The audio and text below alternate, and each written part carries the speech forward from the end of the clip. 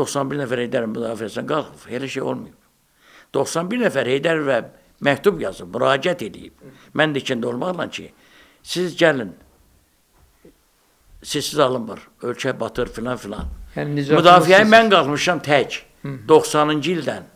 89-cu ildən Heydərov çıxdı, Kremldən onu uzaqlaşdırdılar. Və mən onu istəmirəm, adam öz haqqında danışa bilmirək, bilirsiniz. Onda tək mən Azərbaycan mətbuatında, bütün Rusiya mətbuatına və Azərbaycanın kommunist mətbuatını tək başına rüsva edirdim.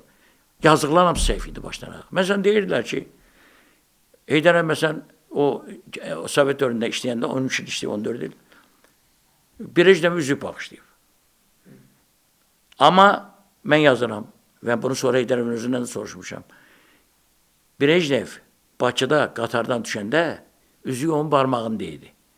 Bu bir. İkincisi, Heydərov onu bağışlamamışdı. İkinci məsələ, Heydərov bağışlasa da bunu yazmaq olmaz. Dövlət adamları bir-birinə hədiyyə bağışlayırlar.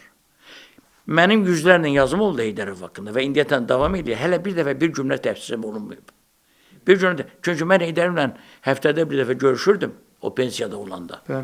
Naxçıvanda. Və ona mənim vermədiyim sual qalmıyor. Mən bu günlərdə televiziyada da danışdım bunları, sizə də göndərdim, baxdınız. Mən ona bütün sualları vermişəm.